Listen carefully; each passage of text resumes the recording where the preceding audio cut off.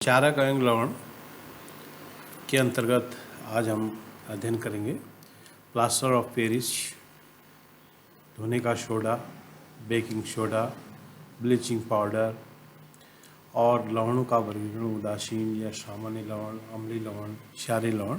इन topics का अध्ययन इसके अंतर्गत किया जाएगा। आइए, स्वागत है आपका इस चैनल में। शुरू करते हैं सबसे पहले लवणों का वर्गीकरण से। जो लवण हैं उनको मुख्य रूप से 3 भागों में बांटा गया है: उदासीन या सामान्य लवण, अम्लीय लवण और क्षारीय लवण। उदासीन, जैसा कि आप इससे पहले टॉपिक में आप देख चुके हैं, जो जिनका पीएच लेवल जो है 7 होता है, उनको हम उदासीन कहते हैं। जब अम्ल तथा क्षार पूर्ण उदासीनीकरण की प्रक्रिया करके लवणों का निर्माण करते हैं तो यह लवण सामान्य या उदासीन लवण कहलाते हैं। इस प्रकार के लवण के जलीय विलयन का जो पीएच है वह लगभग आपका 7 होता है। जैसे NaCl है, KCl है, NaNO3 है, K2SO4 है। ये कुछ उदासीन लवणों के उदाहरण हैं। अगला आता है अम्लीय लवण। अम्लीय लवण वे लवण होते हैं जिनमें विस्थापन योग्य उपस्थित H+ आयन उपस्थित होते हैं। इन लवणों का जलीय विलयन का जो पीएच मान होता है 7 से कम होगा। 7 से कम होगा मतलब अम्लीयता उसकी बढ़ते जाएगी। Sodium hydrogen sulphate, sodium hydrogen carbonate इनके उदाहरण हैं। और तीसरा जो लवण आता है वो है क्षारीय लवण। क्षारीय लवण वो लवण होंगे जिनका विस्थापन योग्य जिसमें OH- आयन उपस्थित होते हैं और इनका जो पीएच मान होगा वो 7 से ज़्यादा होगा। जैसे क्षारीय लेड नाइट्रेट है और क्षारीय लेड क्लोराइड है, ये इनके कुछ उदाहरण हैं। अब इसके बाद आते हैं हम साधारण नमक के रसायन, chemical from the common salt. Common salt का जो फॉर्मूला है NaCl, हम उसे बोलते हैं। साधारण नमक एक उदासीन लवण है जो कि सोडियम Na+ आयन और क्लोराइड का माइनस आयन से मिलकर बना रहता है। यह एक सोडियम हाइड्रोक्साइड और हाइड्रोक्लोरिक अम्ल के विलयन की अभिक्रिया से उत्पन्न होता है। HCl + NaOH इसके रिएक्शन से NaCl बनता है और H2O पानी बने। तो साधारण नमक हमारे दैनिक जीवन में कई पदार्थों जैसे सोडियम हाइड्रोक्साइड, बेकिंग सोडा है, वॉशिंग सोडा आदि के लिए एक महत्वपूर्ण कच्चा सामग्री के रूप में इस्तेमाल किया जाता है। तो साधारण नमक से सबसे पहले हम बात करते हैं कि साधारण नमक से सोडियम हाइड्रोक्साइड किस प्रकार से बनता है। जो साधारण नमक है NaCl, वो पानी से क्रिया करता है तो सोडियम हाइड्रोक्साइड और क्लोरीन और हाइड्रोजन गैस उत्पन्न होती है। इसमें होता कैसा है, सोडियम जो क्लोराइड है के जलीय विलयन में विद्युत प्रवाहित करने पर वह वियोजित टूट के सोडियम हाइड्रोक्साइड उत्पन्न करता है। इस क्रिया को क्लोर क्षार अभिक्रिया भी कहते हैं।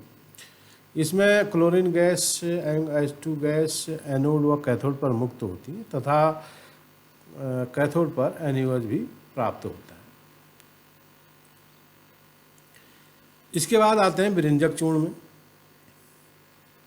विरंजक चूर्ण आपने देखा होगा कई बार।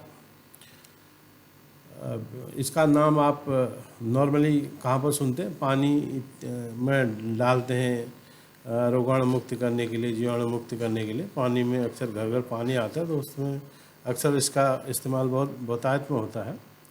विरंजक चूर्ण NaCl के जलीय विद्युत अपघटन से मुक्त क्लोरीन की अभिक्रिया जब शुष्क बुझा हुआ चूना से की जाती है तो विरंजक चूर्ण का निर्माण होता है। मतलब बुझा हुआ चूना और क्लोरीन से अभिक्रिया करके जो बनेगा वो विरंजक चूर्ण कहलाते हैं। इसका सूत्र है CaOCl2, इसको कहेंगे विरंजक चूर्ण।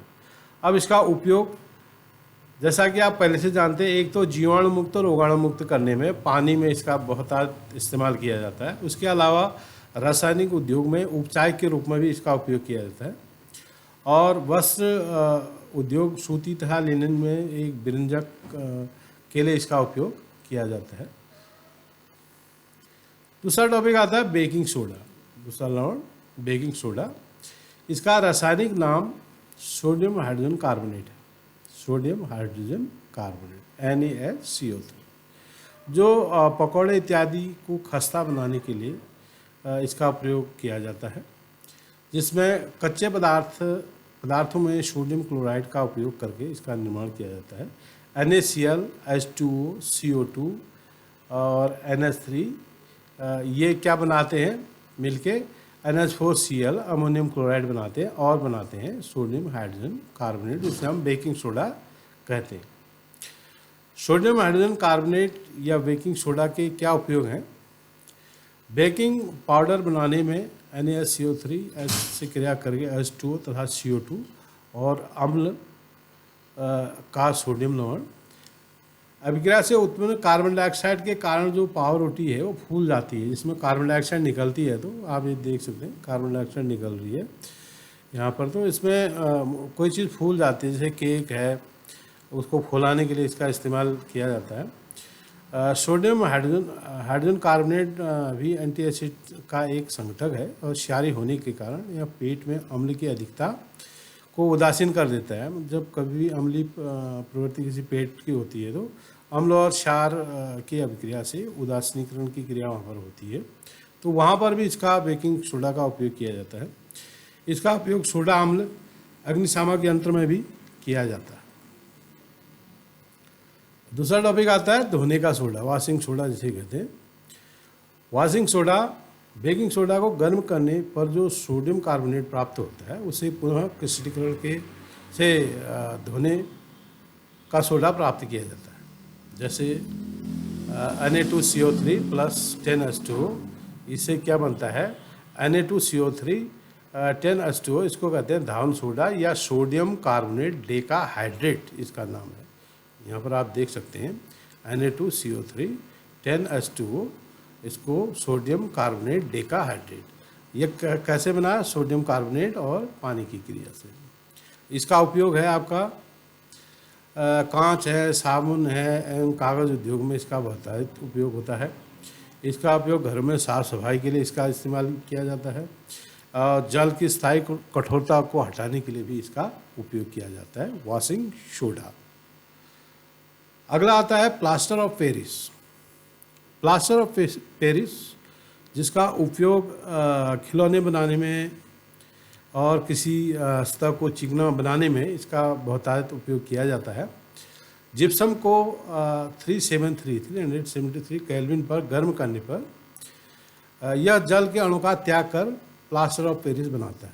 इसका रासायनिक नाम है कैल्शियम सल्फेट अर्धहाइड्रेट या हेमीहाइड्रेट, इसको बोलते हैं। जैसे CaSO4 2H2O जिप्सम 373 केल्विन पर गर्म करते हैं तो यह बन जाता है CaSO4 ½ H2, plaster of Paris जिसे हम कहते हैं। तो जिप्सम को गर्म करने पर प्लास्टर ऑफ पेरिस बनेगा। उसका जो लगभग 1.5 H2O इससे निकल जाता है, तो यह ½ H2O यहाँ रह जाता है, जिसको कहते हैं प्लास्टर ऑफ पेरिस। इसका उपयोग खिलौने बनाने में इसका उपयोग किया जाता है। सजावटी सामान व सतह को चिकना बनाने के लिए इसका उपयोग बहुत आजकल होने लगा है छत में। इसका उपयोग डॉक्टरों द्वारा टूटी हड्डियों को जोड़ने में, स्थिर करने में इसका उपयोग किया जाता है। जल में मिलाने पर जिप्सम बनकर ठोस पदार्थ प्रदान करता है। और इसका जैसे ये देखिए प्लास्टर ऑफ पेरिस ½ H2O है, इसमें 1.5 H2O मिलाते हैं तो ये जिप्सम बन जाता है, जो एक कड़ा होता है। आपने देखा होगा कई बार प्लास्टर जब किसी हड्डी टूटने पर डॉक्टर करता है तो उसका कड़ापन इसी वजह से आता है। तो प्लास्टर ऑफ पेरिस से वो जिप्सम बन जाता है, मतलब एक तरह से कहेंगे कि वो सेट हो गया। तो आपने यह देखा, पूरा देखा, इसको सब्सक्राइब करें, लाइक करें। Thank you.